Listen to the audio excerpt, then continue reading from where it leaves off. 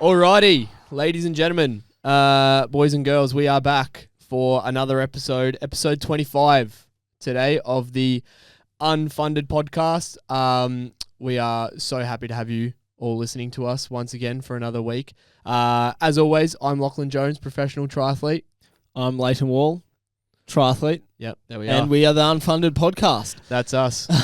Again, just like we'd like to thank this week our main man, our main sponsor, GC Lager. No, Official Beer Co. Oh, Lockie. yeah, sorry. Official Beer Co. Hey, we'll cut that out. We'll do that again. Drink GC. Okay. And as you... Oh, fuck. And as always, we would like to thank the main man keeping the lights on. Official Beer Co. Official Beer Get Co. some GC Lager at any good beer shop. Yep. Have you had too many beers this weekend? I did have. Why do you have your glasses on? I just thought they looked cool. Nah, they just don't. Anyway. Well, I did have. I didn't have too many, but I had a few GC lagers. Couple of GC Mate, lagers. it's footy finals. It is footy finals, but footy final. Oh, God. Your team sucks. They lost. It was a tough week. It was a shit start to the weekend. Friday, there's something different when your team loses just the normal home and away season. It's like, oh, that sucked, but it's not the end of the world. Yep. When they lose a final and they lose It's two sad. finals in 2 weekends, you do get physically upset. You get, yeah. I was quite upset. And you're hiding the tears right now. Aren't yeah, I might take them off because you've made me feel self-conscious. you? And the boys ripped you in the boys- squad group chat, The didn't boys they? ripped me in the squad group chat. One of the boys in our squad, Oscar Wooten, bitch. He was a Hawthorn supporter, so he was pretty happy to Rub that one in. to see me cry. Salt So in the wounds. yeah, unfortunately Friday it wasn't not the Crows' year. It's not the Crows' year. We're still Next year. mate. Next year we'll be back. Few teething issues this year, so we'll be back. I'm not worried about that. That's We'll be good. back. But how was your weekend? What'd you get up to? Played a bit of golf actually. In that sport and recreational era for Mate, myself. You've got a stress reaction. Yeah, mate. There's a cart. I just have to hobble out. Oldies can play golf. Mate, keep off the leg with the stress I'm reaction. I'm off it. I can ride, so it's okay. Okay, that's all right. No, but that is healing. So yeah, had a bit of golf. Not very good at it. Oh, you're not meant to be good at golf. No, it sucked. It's very much I just a swing and fingers crossed, hope for the best. I went with my roommate, and he's a kayaker. So they're like at the AIS kayaking up here. But they, in between anything else, they're playing golf. They're like footy players. They just play golf, and more golf. So he's pretty good. So I got absolutely flogged. But they're not doing 2 to 3 sessions a day like we are. We don't have the energy. Nah, they are. We don't have They the are. energy. Are they? Yeah. Mm, Doing short stuff, though. Sprints. it's not as Nah, it's not. it's not as tough as what we do. Not real stuff, is it? The hours aren't there. No, okay. So you're healing. Yeah, healing. Stress reactions coming better. Getting better. See the physio tonight, actually. Oh yeah. It's a Tuesday we record. So we'll see how it goes. Only a couple more weeks to not run. So 2 more weeks if I can run at 6 weeks. But Okay. it could be 8 weeks. So we just got to see. Okay. But that's all right. It's getting there. We've had a lot of messages wishing you the best. Thanks, have we? No. I didn't think so. I just hoping you might have not checked the DMs. No. Well, we'll start off going off your injury and I guess the injury conversation. Yeah. There's been a lot. There have been a lot, especially in because it's close to home within Australia and the juniors in Australia, it's actually been really hard to see, to be honest. Like, Jack Woodbury and Jack Cordwell both put up posts this week that they're out of world champs. Almost like 3 days apart. Yeah, because of stress reactions or fractures. Yeah. And we obviously know more about Jack Woodbury's just with him being in our training squad. And again, like, in his back. Yeah, in his sacrum. It's a tough spot to get one. What 17-year-old realistically should be getting stress fractures there? It's tough. It's it's giving, glimpses of the Lorcan Redmond. Obviously, Jack's a little bit younger and it's not as severe and there's not as many. So we've had conversations with Jack, and I know Jack's going to be fine. He'll have the rest of the year off, and he'll get back to it. I have no doubt that Jack Woodbury will be back. Being one of the best. He's still got a couple of years as a junior as well. Pretty sure he's got 2 more years as a junior. That's kind of scary. Which is scary. So I tried to say that to him, like, mate, you are in no rush right now. You're still 17 years old. So it's still, despite that, it's sad to see like a couple of our juniors and even a few of the under 23s. I know we've had Rochelle. She's had injury concerns. Back to the junior girls, Aspen Anderson. She had some stress, not sure if it was reaction or fracture, but she had some stress-related concerns sort of in the middle of the year. We obviously speak about Lauren Kerwick in the elite women. Yeah. So yourself. The whole household's been down there. So I just think it's a topic that we don't want to go too deep into, because obviously this is very personal for athletes and people try to keep it, a little bit private. Yeah, kind of under wraps. Like, you don't want to announce that you're injured or anything like that. But it's kind of come to like the World Champs time where people have been selected, but then they can't race. There's got to be a reason why you're not racing a World Champs. We're realistically, it's unfortunate. We're not putting forward our best team at the moment, maybe, and we're seeing a lot of athletes that have a lot of potential that aren't able to show that potential for X, Y, and Z reason. Like, I think a lot of them have different reasons for, how or why it's happened, but it's definitely something we need to touch on, because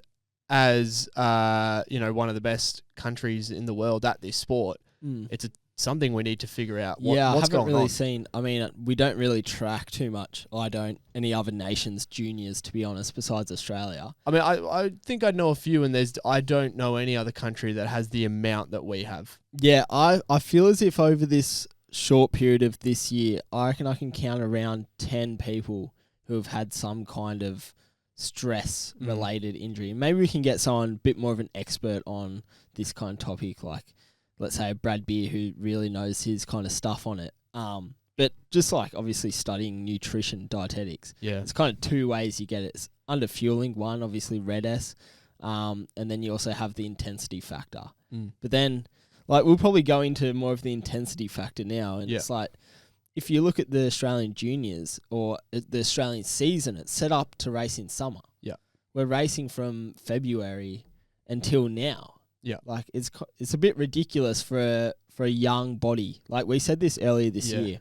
We said, why are people racing so early? Yeah, I've got a big issue with this. Like, this is probably one of my biggest issues with the Australian system, I guess, in terms of their selection policies and whatnot. Like, I know that Devonport, for example, was February, March. Yeah, end of Feb. March. So that was an automatic selection race for juniors and under 23s. Yeah, correct. So I think they picked 2 juniors and they picked 1 under 23, both in the men and female, male and female category. For me, why are we picking a championship team almost 9 to 10 months before the championship race?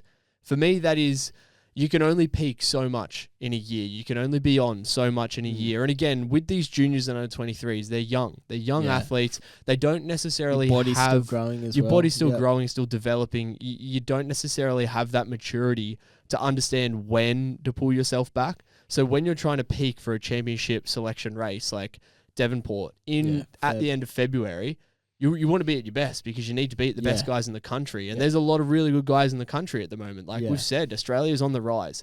So when you're trying to peak at that time, and these guys don't really understand that they might have to bring themselves back for a good 5 to 6 month period and just go back into a base block. But then you've got guys like Aspen Anderson and Jack Woodbury, who then went over to Europe. And we both know, we've raced in Europe. You need to be on the top of your game when you're racing in Europe. And you don't want your confidence to fall either. You want to be racing well. If you've made your auto at a World Champs, you're racing all these Europeans so in a couple months. Realistically, how do you go peaking in Devonport at the end of Feb to get selected for a World Championships?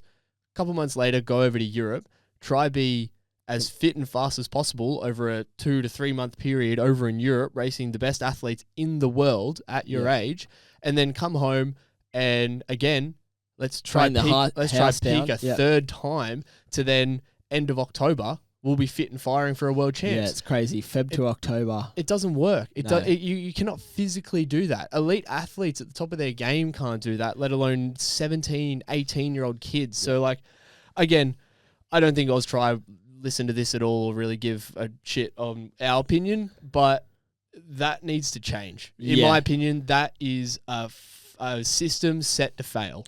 Yeah. And we've seen it fail. I get why you obviously have a selection race at a Oceania Champs or Devonport for us, because it's meant to have everyone go there and converge, and then we're picking the best one there. Mm-hmm. I get that. Perfectly fine. I think you should have a selection race in Australia because not everyone can get overseas or afford it.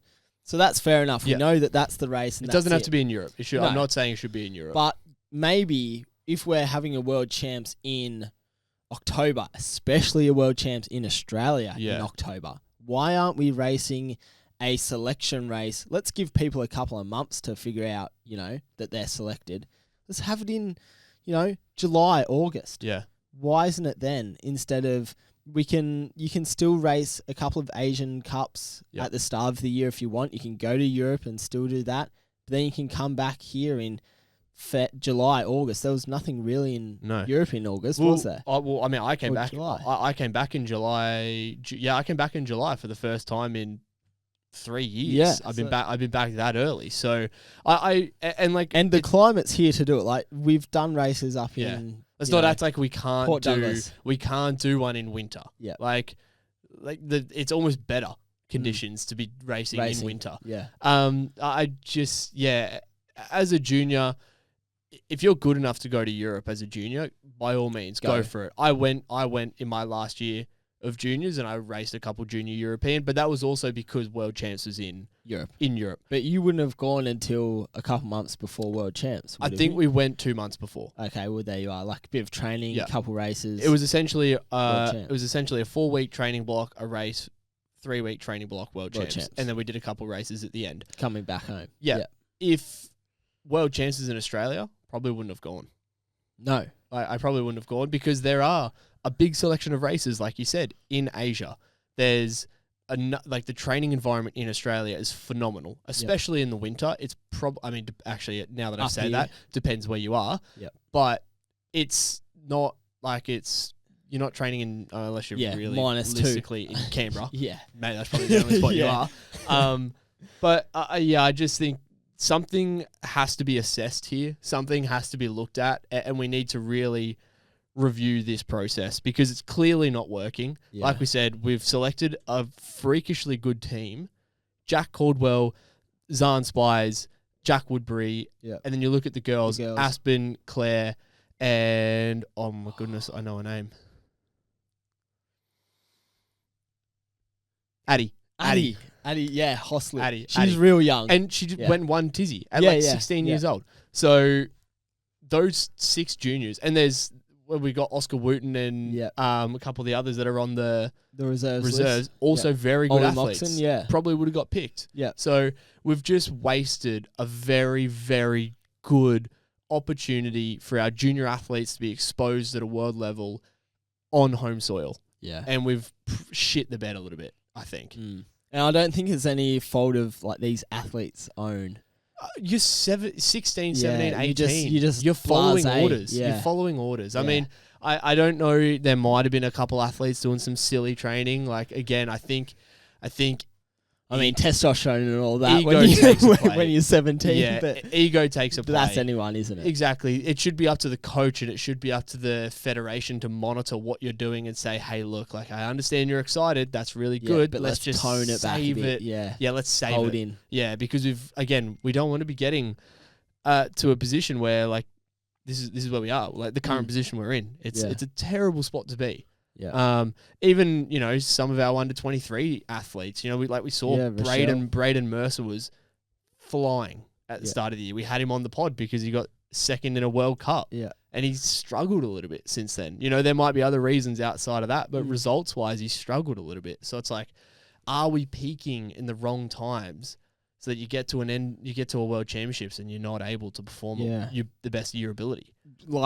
As we said, potentially Australia needs to switch their season around. And maybe, Europe's great, I think. Mhm. 100% like Europe's where it's at. But you also have the ability for Australia to go to Europe early in the season. Then we could maybe race here for a little bit and then go to Europe, or go to Europe and come back and race here. I don't know. It's a bit tricky as well with a world champs in Australia because it doesn't happen often. The last time it was 2018. Yeah. It was here, but we definitely need whether it's the performance director and their team to maybe sit down with individual athletes more and say, okay, how are we going to get your best results out of this season? What does it look like? Where are the key performance, the key races? Yep. And how are we going to get you to the end of the year fit and firing? Yeah. Because I just think this just can't happen again. No. We cannot see this again. Yeah. It's hard. It's hard to watch, but like especially with the injury back on like the injury front. I don't think it's the injury that hurts an athlete at all. And I've heard this said before. It's not the injury that hurts an athlete. It's more the mental side of what you're missing. Like, and it's got to take a toll on these guys. Like, fuck, they're missing a world champs. You know, world champs. A home world champs. Like all your friends and family are going to be there. I don't know if you spoke. It's going to be a big mental toll. Yeah, I spoke Jack to Woodbury, Jack, and he's pretty down. It's horrible. It's horrible to see a 17-year-old so upset because 50 of his family members that all booked flights and paid for accommodation and were just so excited to go see this absolute superstar of an athlete potentially get a podium. Or obviously that's the goal. Everyone wants to go there and win, and we know Jack represent Australia. Yeah, he has the ability to do that. So to see him sort of have to sit here and go, well, now I'm just realistically sat broken, here working as a lifeguard at the pool, watching everybody else train. Yeah, and that's all I can do. Obviously, we try to talk about not letting your identity get wrapped up in just being a triathlete. 100%. But it's hard, again, like we said, when you're 16, 17, 18, you don't know any better. Yeah, and I was going to say, I think the biggest thing, if you have an injury, I mean, I'm not that old, but I'm 23 now, and I've had an injury before. I broke my wrist and been out for a while and whatever. You're old. I'm getting old. Feel old. Body can't handle it. All right.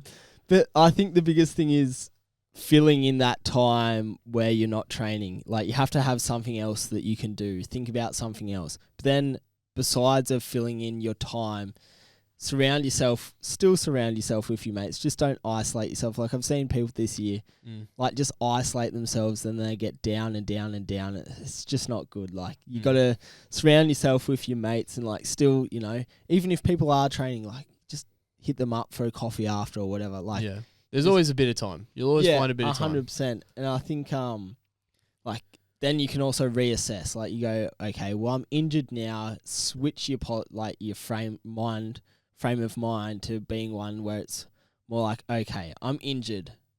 That shit, be a bit sooky for a couple of days, but then you have to move on. You go, okay, well, I've got a 6-week rehab.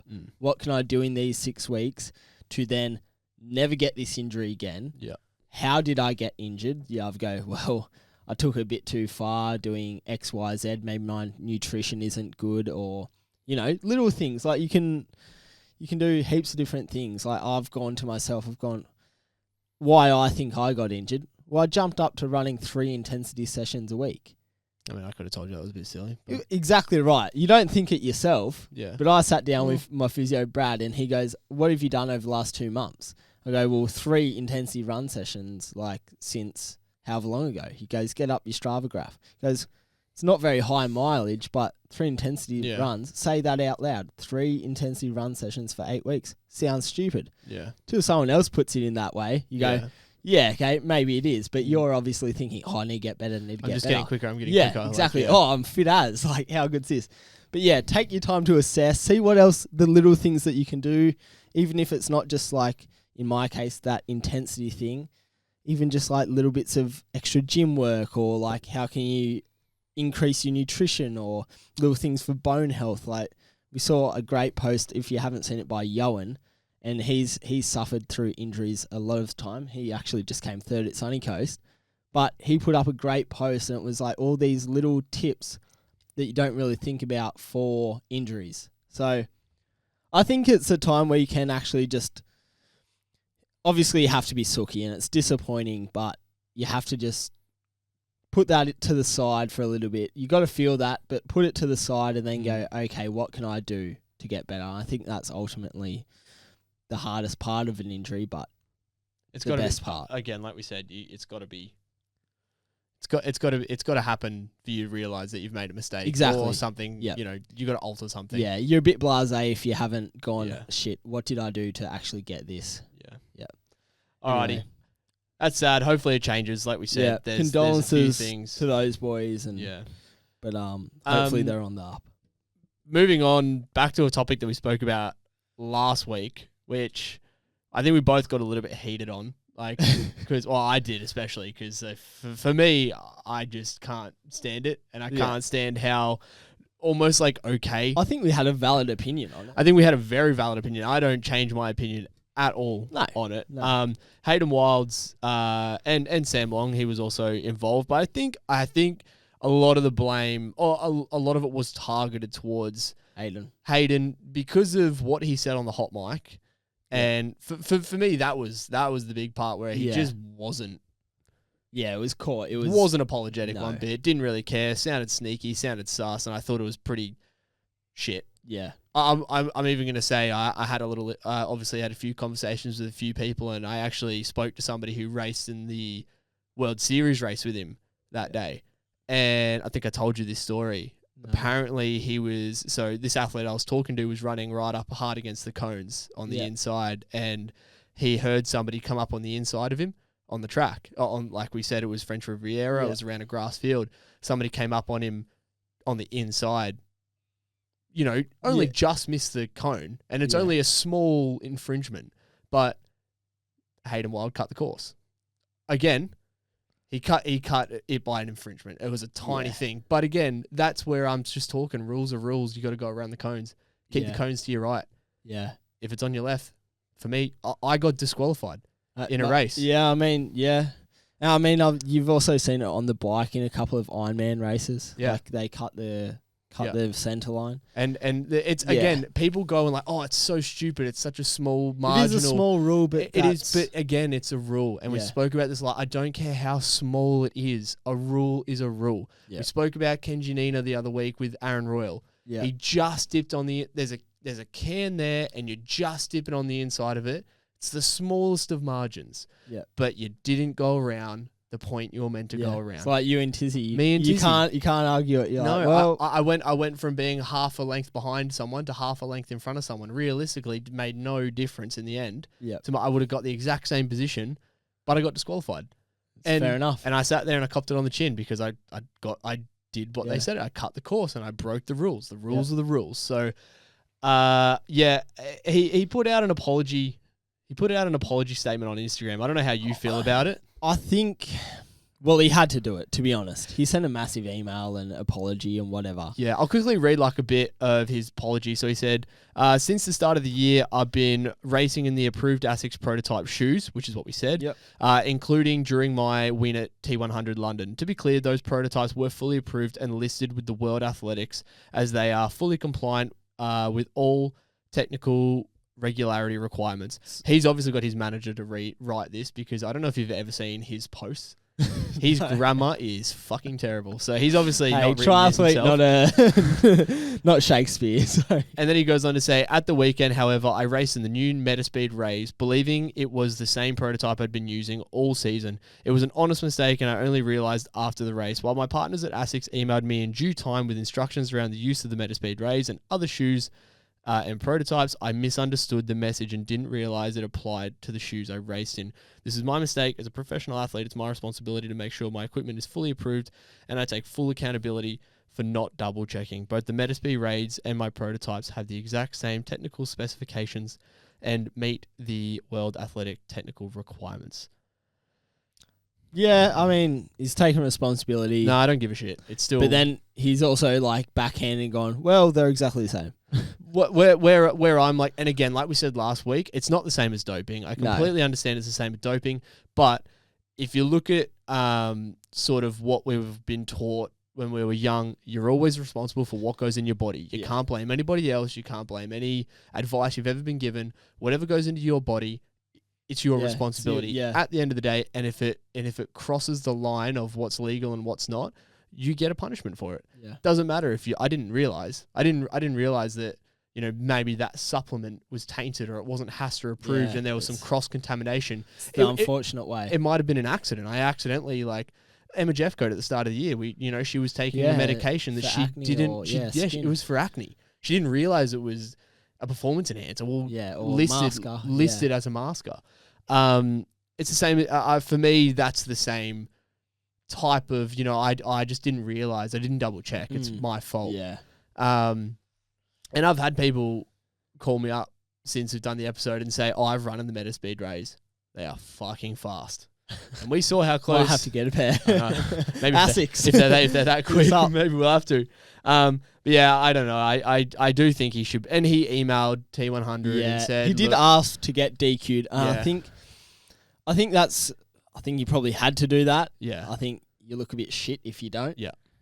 We both said he should be disqualified. Yeah. He should give the prize money back. He shouldn't be paid. And he said that in his email. He was like, just, okay, whatever. I did the wrong thing. And he's admitted it. Yep. Cool.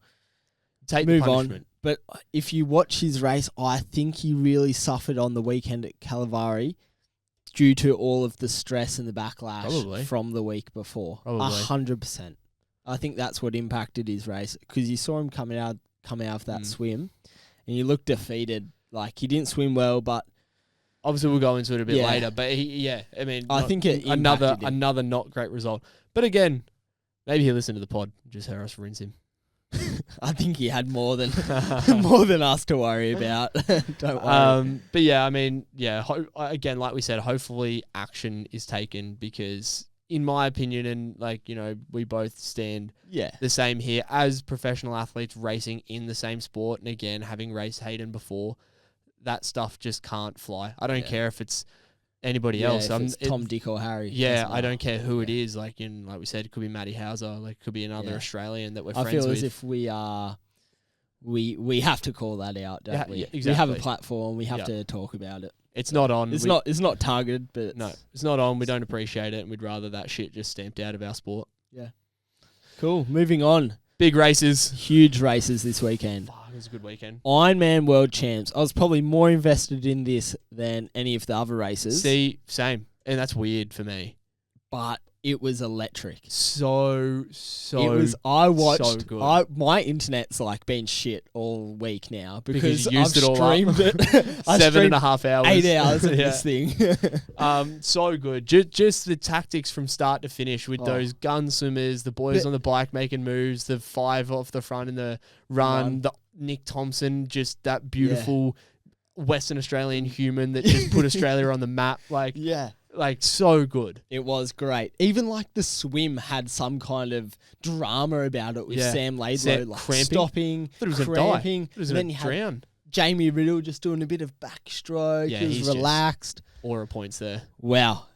It was good. It was good from start to finish. Yeah. Because it wasn't a traditional how we thought the race would go. No. Like, we thought there'll be the short course guys off the front, your Van Riel, your Jamie Riddle, your Sam Laidlow, a couple others that will get off the front that did, but then you didn't have that world champ there in Sam Laidlow. Yeah.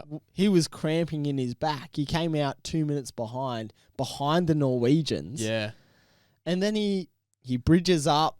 The Norwegians all get up to the front by the end, and then there's a little split at the back.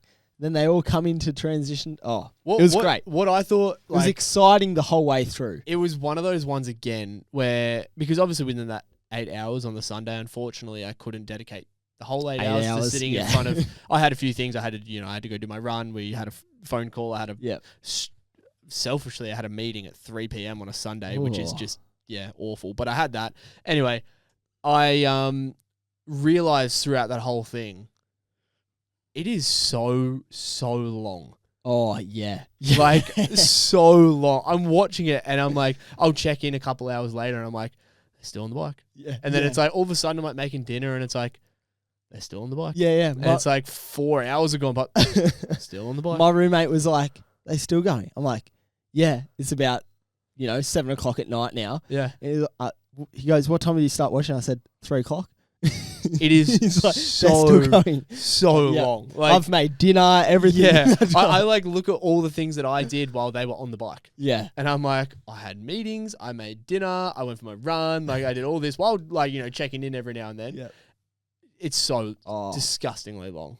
It actually makes me sick. Think how many gels and yuck, artificial carbs, sweatiness and saltiness and sore bum, so everything. Obviously after that, well, it's hard to recap an 8-hour race, but Casper Stornes, Gustav Iden, Christian Blumenfeld. Round of applause, boys. Yep. The Norwegian hype train. They've done it again. That is just an incredible feat. 3 training partners to go 1, 2, 3, and in the closing stages, just see them running together and going like, they're actually gonna fucking do this. Yeah. And Casper Stornes is probably the one that people write off the most. Yeah. Christian is obviously the hype man. Gustav, he's a former world champ.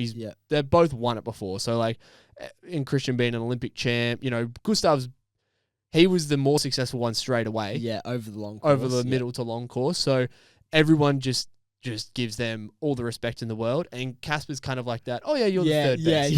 You're the third best. It's like the middle brother. It is. He kind of gets lost in the shadows a little bit. There was even a really cool clip that they shared after Casper winning of Gustav going like, oh, here's Christian's achievements and here's my achievements. And Casper, there's all this spare room for you. Like, you've done nothing. You got to do something. Yeah, and then all of a sudden, and then bang, Casper takes the win. But he was the first one to win anything on the World Series stage for the Norwegians. That Bermuda. Yeah, so he was one of the first ones. And again, they went 1, 2, 3 there. They went 1, 2, 3. So they recreated the 2018, I think, World Series. Yep. Yeah, that was it was so cool. Impressive. Really so cool. Impressive. It's crazy how like we haven't delved so much into like their training and whatever, but it works. You just can't deny what they're doing is working. Yeah. So we're going to have to go do some 35-hour training weeks. And they've invested. I think we need to do that when we're 12. Because they've been doing it. I think I've spoken to people who have been along the journey with Christian before, and they said, man, he's been doing that since he was 14 years old. Even Aspen, like, messaged us on the pod, and she goes, like, she's just been on camp with them the week before. She goes, they're actually, like, built different. Yeah. Like, we've just been doing all the stuff with them, and it's insane what they're doing. That's crazy. So they are built different, and they just showed that to the world. Yeah, 100%. Nick Thompson. Our MVP, Nick Thompson, I reckon. It was just like there was points where you seen him up. He's up in the top 3. Yeah, it's like this guy could do something here. Yeah, and he did 7th. He's just a goer, isn't As he? a 20, I think he's 23. He's your age. 23, 24. Yeah, I think he's 23, 24 for such a young athlete to be going over to France and just having fun with it. Yeah, he just goes for it. Just having fun with it, and he's he's a phenomenal cyclist. Oh yeah, man, can he ride a bike? Yeah, and he looks funny on the bike too because he's such a short body, stocky, such a short little stocky boy. But he just motors. Head down, ass up. He just grits his teeth and goes for it. Yeah. Hey, like mullet in the back of the helmet. Yeah, it's cool to have licking his mo. It's cool to have that Aussie personality amongst the race. So. Nick, you're a legend, mate. Hopefully we can get him on the pod sometime if he's ever in the Goldie, because 7th in Ironman World Champs at 23, 24. That's just very impressive. That's just phenomenal. But all of the short course guys, I want to make a mention because that's our domain. Yep. So we had the Norwegians 1, 2, 3. They've come from it. Then we had Martin van Riel in 4th. Mm-hmm. Jonas Schomburg in 6th, I believe. Yep. 7th, Nick Thompson. We can call him a short course. We used to race him in short course. Yeah. Well, that's how we knew him. We'll claim him. And then 10th, Jamie Riddle. Mm-hmm. That's pretty impressive. 1, 2, 3, 4, 5, 6, 7. 7 in the top 10. And I copped a lot of shit for it, but I said, short course guys, they're going to take over. They're taking over. They're taking over middle distance and long distance, and they are. They are. And I mean, to be fair, Jonas Schomburg, that's the one that surprises me the most. Yeah. I did not expect that big body to lug himself around for 8 hours and get a 6th. Yeah. Like, he's a powerful boy, and we've seen him do some big blow-ups in an Olympic distance race, let alone a fucking Ironman. That's because he hasn't run out at like a 240k over 10k. This is what maybe Jonas. Maybe if you just did that in an ITU race, you'd do really well. Actually, might have done very well. But you know, he raced in Abu Dhabi earlier this year, so he's raced 2 of the World Series this year, and then gone and done Ironman and come 6. Just being a bit greedy at the moment, isn't he? Yeah, he is greedy. Get greedy. Okay, on to the ITU, the World Series, and another phenomenal. Yeah, race. It was great. Both the men and the women's race were really good to watch.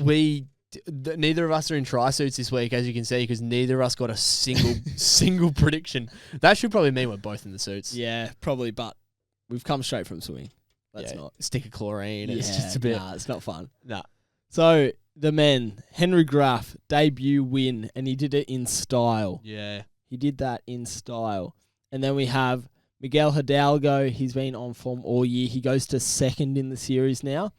And Shonga Lehman, we thought he was a bit quiet this year. I said he was been a bit quiet in French Riviera review. Yeah. He's been like that top 10, but then he's come out and he's got a podium. And so annoying because I picked Songa Lehman to come 3rd in the overall series, and I haven't really picked him in any of the races to actually podium. So I'm like, why didn't I should have done it then. But and I've been a big Graf fan this year. You have been. I mean, I did not expect this. No. I was thinking a top 5. Yeah. I was thinking top 5.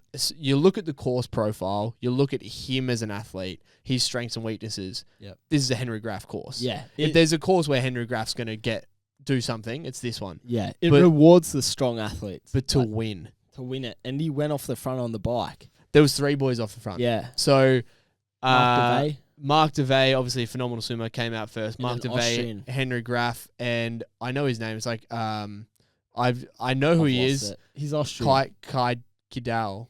I just don't know how to say their names. Yeah, the Europeans. Yeah, sorry, the Austrian athlete Kidal. I'm gonna go Yep. Cool. Um, you know who you are. Yeah. Yeah. So I thought it was impressive.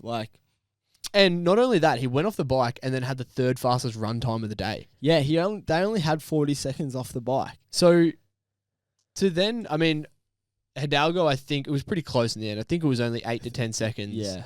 Really. So he closed the 30-second gap, but still, like you said, only 40 seconds over 10K. No, yeah, that's not a lot. Ran very solid. It's not a lot. And see, I got confused because where I was seeing some of the highlights, unfortunately, I watched the Ironman. I didn't stay up that late to watch this, but I watched the highlights. I was getting very confused with where Graf actually was because I saw the front pack and I think they'd caught that little the other two, DeVay and the Austrian. Yeah. They caught those and then they were running the as a pack. And I was thinking, that's clearly the front pack. How has Graf gone and won this? He's just won a run race. Like didn't expect that. Yeah. But yeah, and he's 22. Yeah, he's young. I don't know whether we'll be racing under 23 worlds, but God, if you're an under 23 athlete, your everything is crossed to hope that he is not racing an under 23. The second under 23 that raced really well is Ollie British Ollie Conway. That was ultra impressive as well. And I think he's only about 20. Yeah, he's young. He's young. So and he was 5th? Fourth. Oh my goodness. Yeah. What did he run? He would have run Ollie Conway quickest 30 minutes 29. Yep. Wow.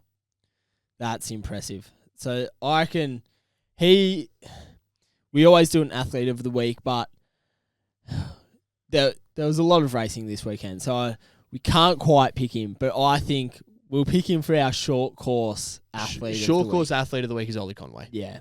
We'll give him an honourable mention. Honourable mention. Ollie Conway's an honourable mention for sure purely because of his age and his inexperience at this level. Yeah. This could be his debut World Series. Yeah, it might be. He won in Morocco. That was a World Cup.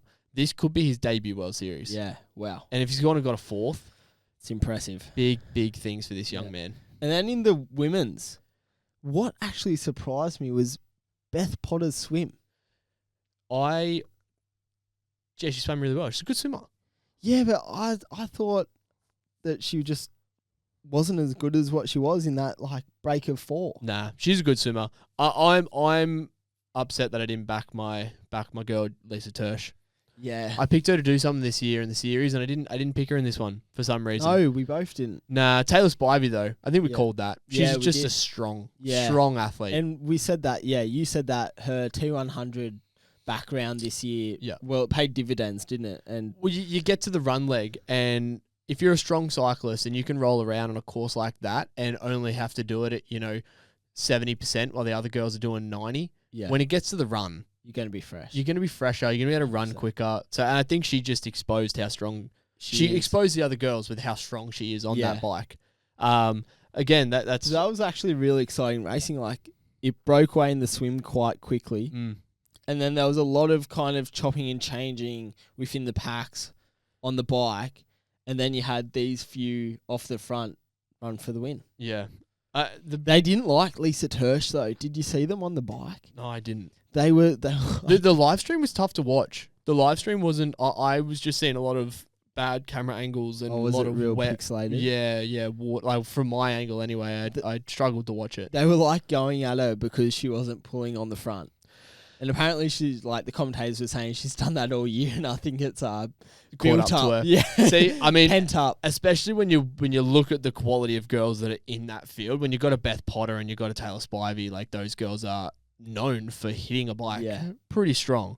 But yeah, it's tough because if I was a phenomenal runner and if I could run like Lisa Tersch, I'd be doing the exact same thing.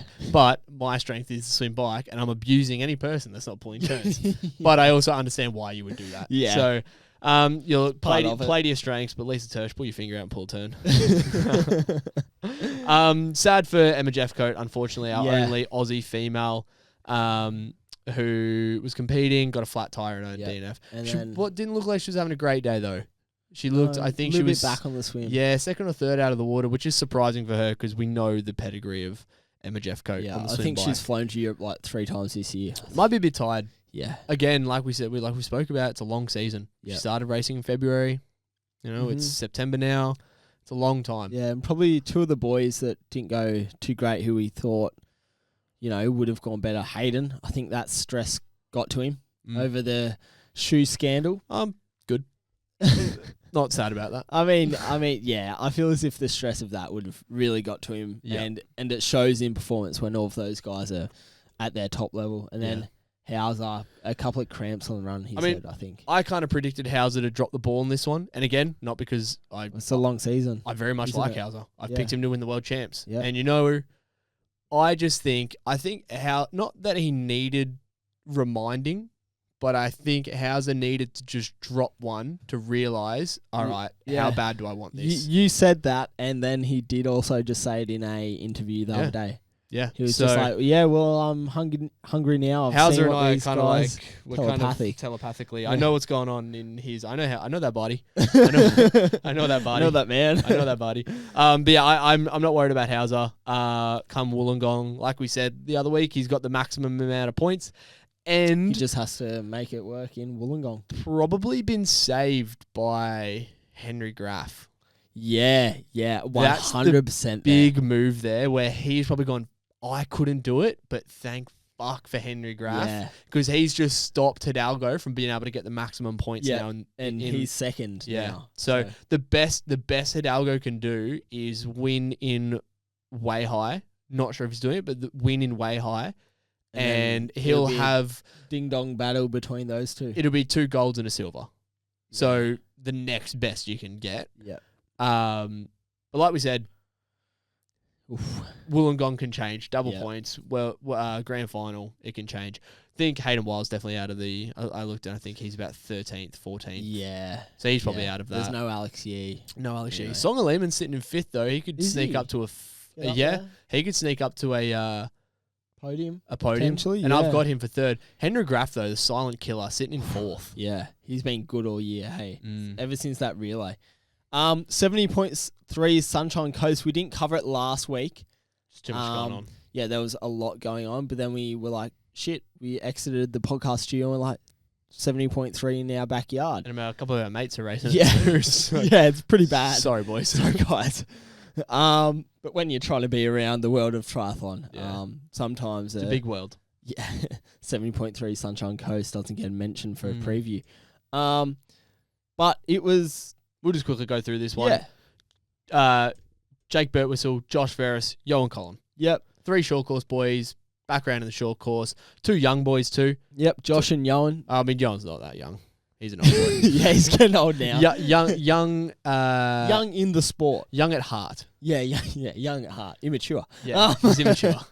No, yeah, so that was good to see, like, Josh Ferris and Johan. Both coming back from injuries. Yeah, exactly right. Those 2 boys, like we talked about injury before, they have suffered with the whole stress reaction fracture cycle. It's been hard to watch both of those boys, like, struggle with that over the last couple of years. But then now they've cracked the code. They seem to have found something that works. And 100%. And they've found their niche in the long course. I think those boys just... They both suit it. 100%. They both suit it. They went really well on the weekend. So shout out to Josh and Johan and Jake. And then also in the women, kind of classic Australian podium. Long course girls. Yeah. Ellie Salthouse. She's one of our top Aussies. Lottie Wilms.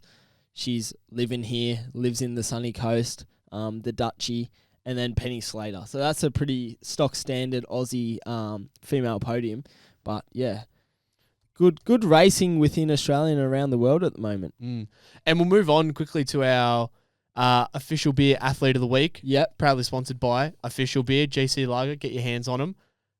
We've put them in as a bit of a bundle this week. Yeah. Obviously, like we say, we're a short course niche, but the Norwegian hype train. Yeah, you can't beat them this week. Nah. What they've done over the years, I feel as if... And for the sport. You can't credit anyone more than the Norwegians for kind of, as you said, bringing the hype into triathlon. It's like, they're like the Kipchogis of triathlon. Like, they're kind of unmatched. So, GC Lager, I hope they enjoyed a fair few of these at Nice. Probably not. They were probably just locked into their next They're probably training training camp. for the next one. They've gone back up to altitude or something. Yeah. But yeah, get GC Lager in, boys. Official Beer Co. If you're ever on the Goldie Norwegian hype train, we'll happily have a couple GC Lagers with you. Yep, and you can sit right here and and chew the fat. Yep, that's it.